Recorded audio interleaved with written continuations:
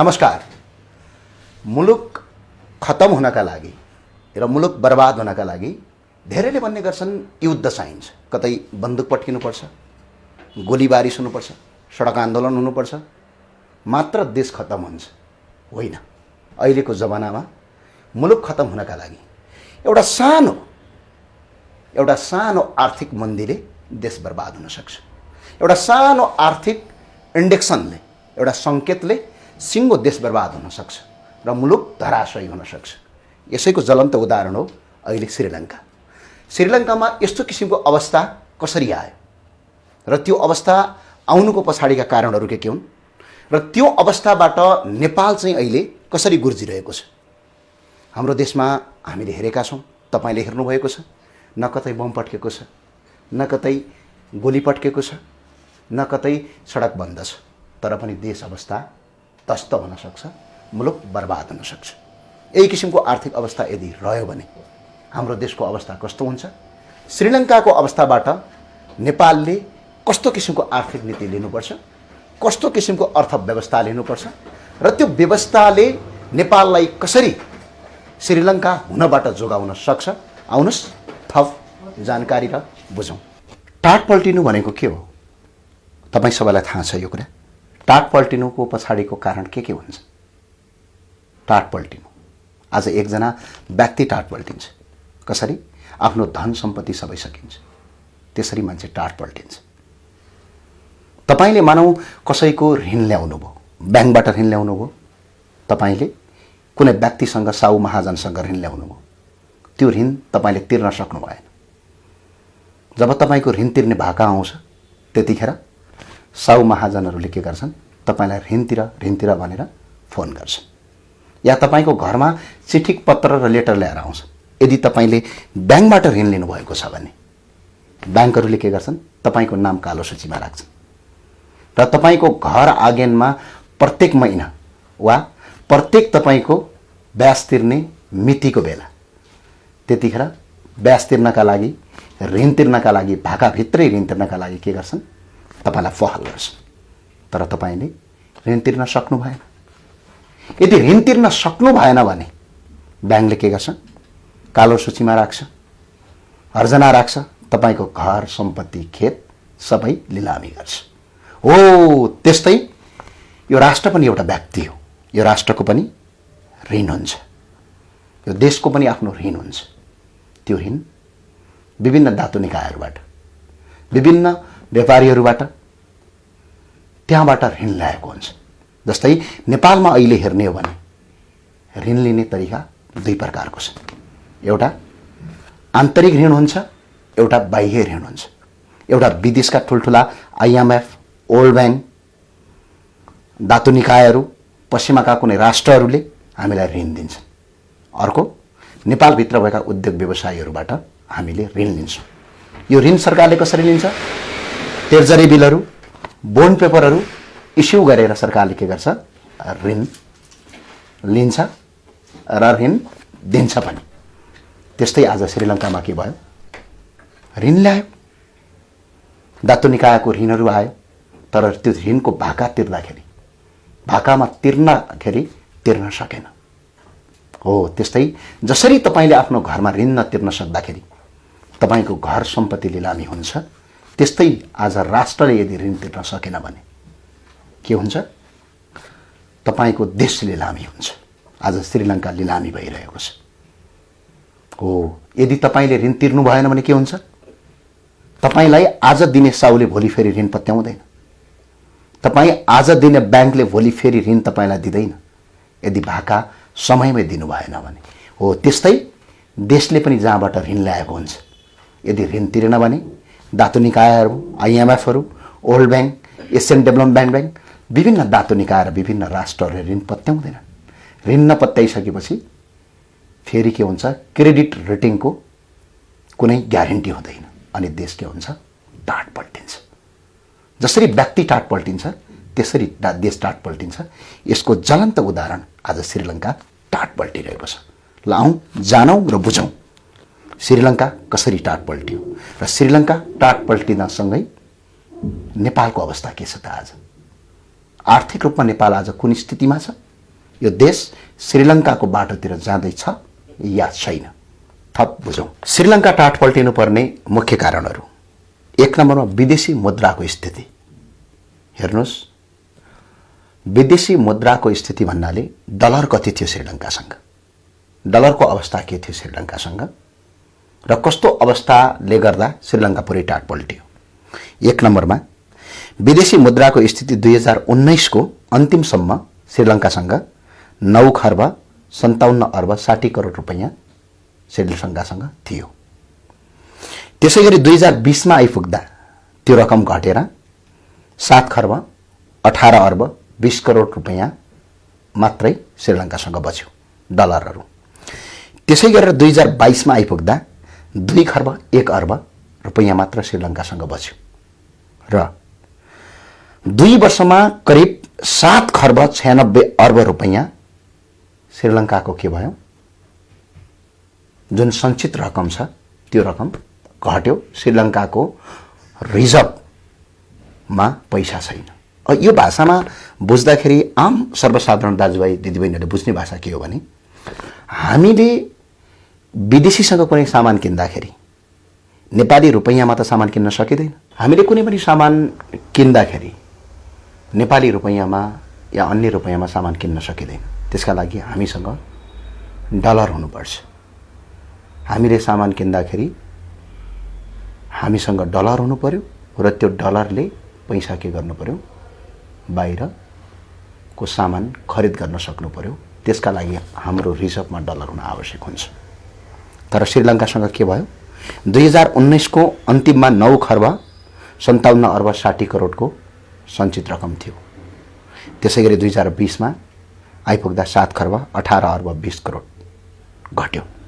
त्यसैगरी 2022 मा आउँदा 2 खर्ब 1 अर्बको मात्रै विदेशी डलर श्रीलङ्कासँग बच्यो र त्यसै गरेर 2 वर्षमा करिब 7 खर्ब 96 अर्ब रुपैयाँ के भयो, कम भयो श्रीलङ्कासँग।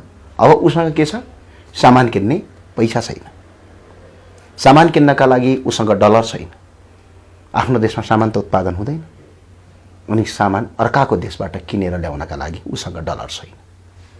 और डलर नभएपछि के गर्ने, सामान खरिद गर्न नसकिने भयो। सामान खरिद गर्न नसक्ने भएपछि भोकमकै बस्नुपर्ने भयो। त्यो कारण, एउटा कारण श्रीलङ्का डुब्नको मुख्य कारण यो हो।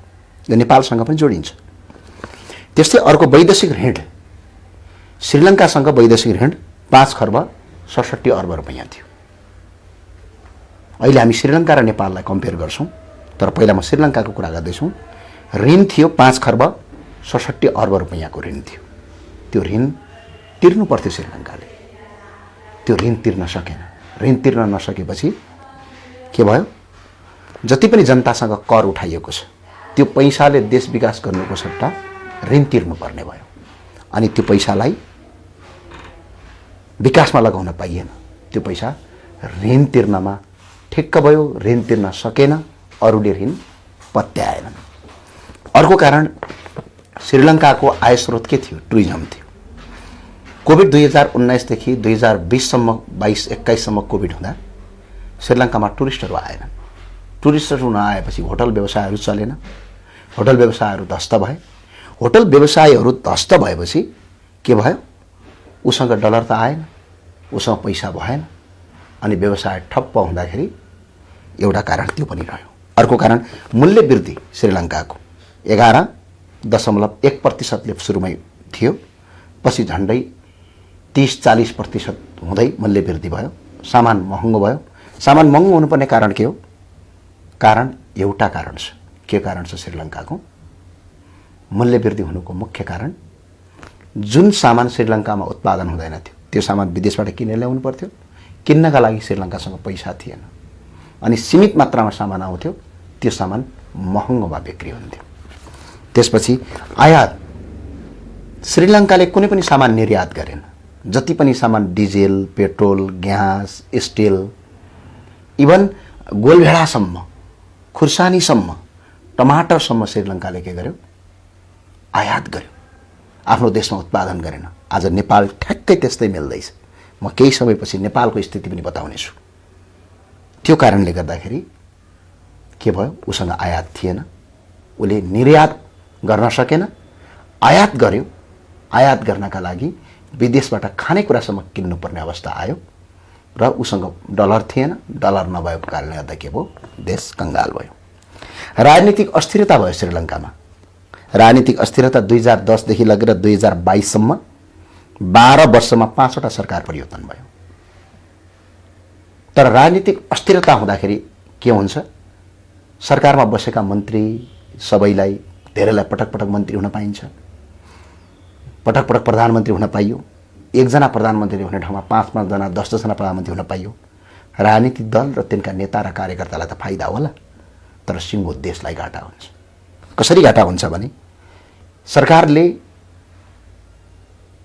लामो समयका लागि योजना ल्याउँदैन। 5 वर्षीय, 10 वर्षीय, 20 वर्षीय योजना ल्याउँदैन। छोटो छोटो आफ्नो कार्यकालमा कमाएर खानका लागि योजना ल्याउँछ। र यदि सरकारले राम्रो योजना ल्याएर गयो भने त्यो पहिलाको सरकार गइसकेपछि अर्को सरकार आउँछ। अर्को सरकारले के गर्छ, त्यो पुरानो योजनालाई कार्यान्वयन गर्नुको, त्यसलाई लागू गर्नुको सट्टा त्यसलाई क्यान्सल गर्छ। तर त्यो क्यान्सल गर्दाखेरि जनताबाट तिरेको करको पैसा के हुन्छ, त्यहाँ त खर्च भइसक्यो हुन्छ। त्यो पैसा फेरि फिर्ता त गर्न सकिँदैन। त्यो बेफुर्सल खर्च हुन्छ। न त्यो योजना बनेर काम हुन्छ। उदाहरणका लागि के भयो, तपाईको एकजना दाइ आउनुभयो घरमा, घर बनाउने जग्गा हाल्नुभयो। दाइ के गर्नुभयो, दाइ घरको मुली हुनुहुन्थ्यो, उहाँले घर बनाउने एउटा जग्गा हाल्नुभयो। तर दाइ पछाडि फेरि भाइ घरको मुली भए। अनि उहाँले के गरे, त्यो जग्गा हाल्न जुन पैसा खर्च भएको थियो अब घरै नबनाउने निर्णय गरे।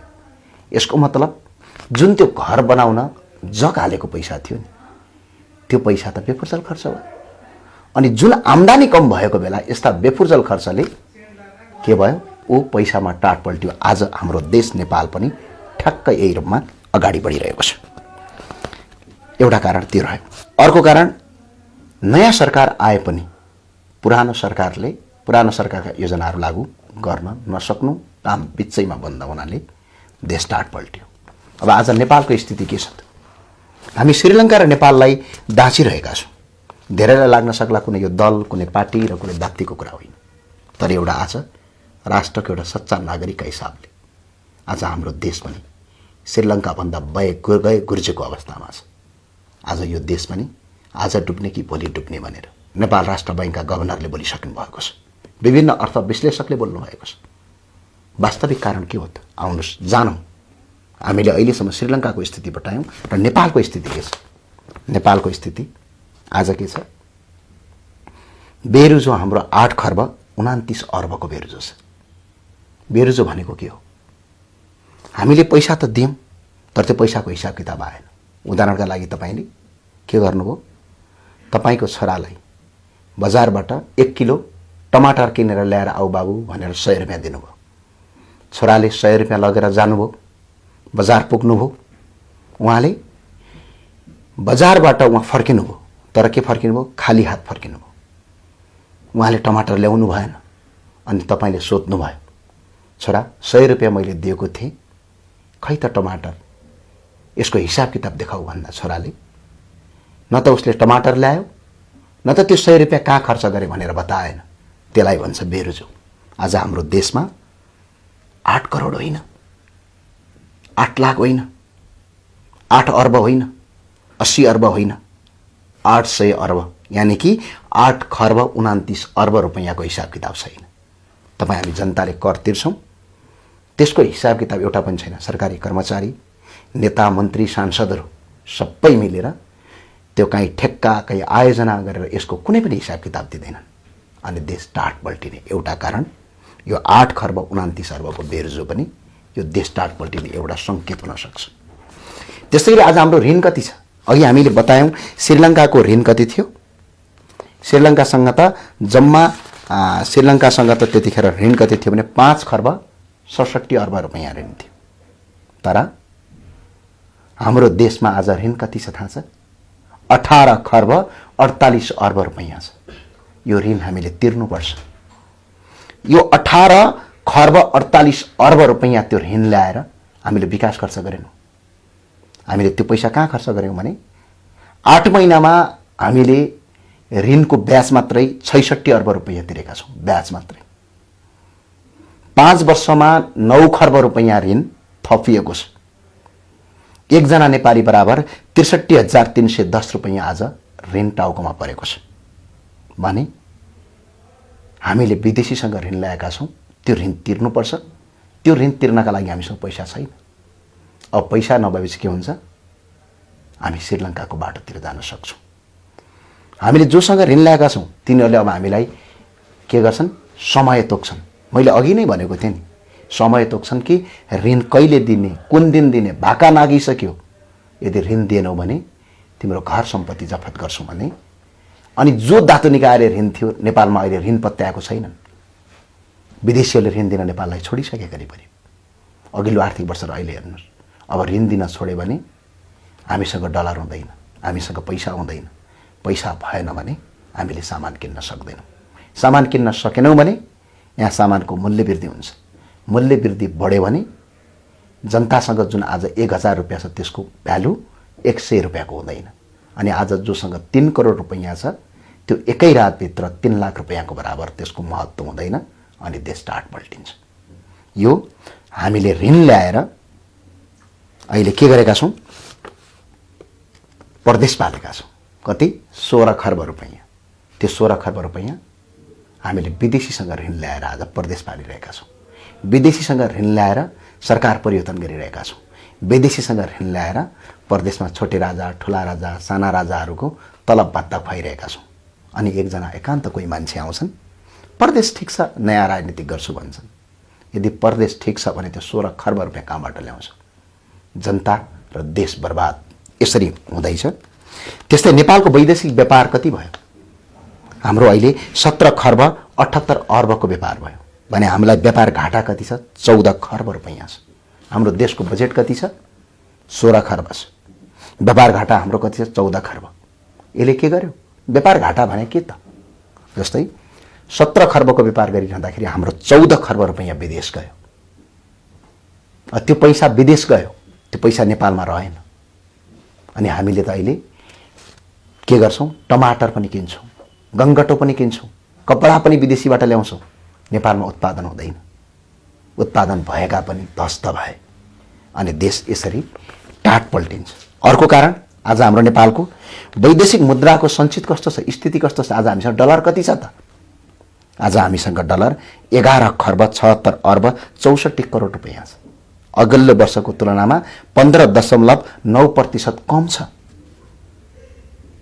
भने अब हामीले 14 खर्बको व्यापार घाटा भयो भने हामीसँग 6 देखि 9 महिनासम्म मात्र सामान किन्नका लागि पैसा छ। त्यहाँभन्दा बढी त पैसा छैन। अनि डलर नभएपछि के हुन्छ? अनि देशको हालत खराब हुन्छ। यो अवस्था छ। हामीले हरियो तरकारी मात्रै कति ल्यायौँ? हरियो तरकारी धान गहुँ मात्र 92 अर्बको विदेशबाट खरिद गर्यौँ। हामीले कपडा मात्रै 2 खर्ब 88 अर्बको विदेशबाट ल्यायौँ। अहिले त गङ्गटा पनि विदेशको खान्छन्। अनि यसरी देशको कुनै पनि सामानहरू अगाडि प्रयोग भएन भने मुलुक दिन प्रतिदिन टाट पल्टिन्छ। र अर्को, प्रदेश सरकारले बेफुजल खर्च अहिले 16 खर्ब गरेको छ। र डलर आउने तरिका के हुन्? हामीसँग विदेशी डलर कसरी आउँछ? जस्तै डलर आउने तरिका एउटा के हो भने हामीले विदेशीसँग सामान बेच्यौँ भने हामीसँग डलर आउँछ। तर हामीले विदेशीसँग सामान बेच्यौँ, 17 खर्बको व्यापार गर्दा 14 खर्ब रुपैयाँ हामीले विदेशीलाई दिएका छौँ। हामीसँग व्यापार हुँदैन, हामीसँग त्यो पैसै आउँदैन। अर्को रेमिटान्स, अहिले हाम्रो देश रेमिटान्सले धानेको छ। अर्को लोन वा अनुदान, विदेशीले लोन या अनुदान दिँदाखेरि डलरमा दिन्छ अनि यसरी डलरको सञ्चित रकम बच्छ। श्रीलङ्कासँग त सुन थियो, उसले सुन बेचेर आफ्नो बचायो। अर्को परिवारवादको हावी हुनु। श्रीलङ्कामा पनि राजापक्ष भन्ने परिवार थियो। नेपालमा जस्तै प्रचण्ड पक्ष पनि परिवार छ। कतिलाई आघात लाग्ला, कतिलाई दुःख लाग्ला, कतिलाई अप्ठ्यारो लाग्ला। नेपालको अहिले पनि राजनीतिमा परिवारवाद हावी छ। त्यस्तै श्रीलङ्कामा पनि परिवारवाद हावी भयो। उनीहरू पनि आफै आएका होइनन्, उनीहरू पनि जनताले चुनेरै पठाएका हुन्। किनकि जनताले भन्ने गर्छन् नि बेला बेला, ठुलो नेताको छोरी हो त्यही भएर चुनाव जिताउनुपर्छ। ठुलो नेताको छोरा हो त्यो भएर यसलाई ठेक्कापट्टा दिनुपर्छ। ठुलो नेताको छोरी हो, त्यो भएर सांसद जिताउनुपर्छ। ठुलो नेताको आफन्त हो, त्यो भएर उच्च सरकारी जागिरमा हुनुपर्छ भनेर नेपालमा जुन किसिमको मान्यता छ, श्रीलङ्कामा नि करिब करिब त्यही किसिमको मान्यता थियो। त्यो परिवार कतिजना महेन्द्र राजापक्षे राष्ट्रपति थिए, पूर्व राष्ट्रपति, अहिले प्रधानमन्त्री थिए। महेन्द्र राजापक्षका भाइ गोटबत राजापक्षे राष्ट्रपति थिए। त्यसै गरी चमल राजापक्षे सिँचाइ मन्त्री थिए। त्यसै गरी बसेल राजापक्षे अर्थमन्त्री थिए। त्यसै बसेल राजापक्षका छोराहरू थिए। त्यसपछि जुन बसेल राजापक्षका छोराहरू के थिए हेर्नुहोस् त। ती बसेल राजापक्षका छोराहरूलाई के दिएको थियो जिम्मा? एउटालाई नमल राजापक्षलाई खेलकुदको जिम्मा दिएको थियो, अर्को शोषित राजापक्षलाई प्रधानमन्त्रीको चिफ अफ स्टाफ दिएको थियो। र सिँचाइ मन्त्री चमल राजापक्षका छोराहरू शशीन्द्र राजापक्ष के थिए? पुराका पुरा सिँचाइ, इरिगेसन सबै हेर्थे। अनि श्रीलङ्काले के गल्ती गर्यो? जैविक मल प्रयोग गर्नु हुँदैन भनेर प्रयोग गर्यो। अहिले पनि नेपालमा युरिया आएको छैन, धान उत्पादन कम भएको छ। यसरी देश टाट पल्टिन्छ। आज तपाईँले देख्नु भएको छ नेपालमा पनि परिवारवाद हावी छ। र अब यस्तो किसिमको समस्याबाट बाहिर हामीले निक्लिनका लागि के गर्नु पर्ला भन्ने विषयवस्तु पनि ठुलो रहन्छ। यो निक्लिनका लागि नम्बर 1 मा नेपाली सामानहरू प्रयोग गर्नु पर्यो, नेपाली सामान उत्पादन गर्नु पर्यो। जसरी अहिले विदेश जानका लागि नेपालीले पैसा खर्च गरिरहेका छन्, एउटा कारण। अर्को, यो किसिमको व्यवस्थाको अन्त्य गर्नु पर्यो। परदेश पाल्न सकिँदैन। यदि कोही नयाँ जोगी आएर परदेश ठिक छ, म यही परदेशबाट गएर म ठुलै मन्त्री बन्छम, मैले नै देश कायापलट गर्छु भने त्यसले गफ दिएको कि त त्यो मान्छेले देखाउनु पर्छ हामीलाई के 16 खर्ब रुपैयाँ कहाँबाट ल्याउँछ? विदेशीसँग ऋण दिएर देश पाल्न सकिँदैन।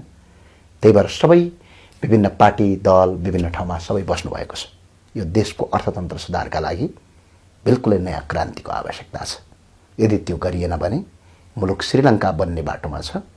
श्रीलङ्कामा 5 खर्ब वैदेशिक ऋण थियो, नेपालमा 18 खर्ब छ। श्रीलङ्कामा 9 खर्ब रुपैयाँ डलर थियो, नेपालमा 11 खर्ब छ। श्रीलङ्कामा जम्मा 7 खर्ब वैदेशिक व्यापार घाटा थियो, नेपालमा कति छ? 14 खर्ब छ। नेपालमा 16 खर्बको त परदेशमा बजेट छ। हामीले विदेशीसँग ऋण ल्याएर विदेशी सामान नेपालमा ल्याएर यस्तो किसिमको अस्थिर राजनीतिक प्रणालीले देश बन्दैन। श्रीलङ्कामा के थियो? 12 वर्षमा 5 वटा सरकार परिवर्तन भयो। हाम्रो देशमा 10 वर्षमा 9 वटा सरकार परिवर्तन हुन्छ। अनि कसरी देश बन्छ? मुलुक कसरी अगाडि शुद्धिकरण बन्छ? यस्तो किसिमको व्यवस्थाले मुलुक बन्दैन। त्यही भएर स्थायित्व र हरेक नेपाली नागरिकले नयाँ सोचका साथ अगाडि बढ्यौँ भने हामी मुलुक बचाउन सक्छौँ। होइन भने देश श्रीलङ्काको हालतमा जान्छ। जय राष्ट्रवाद।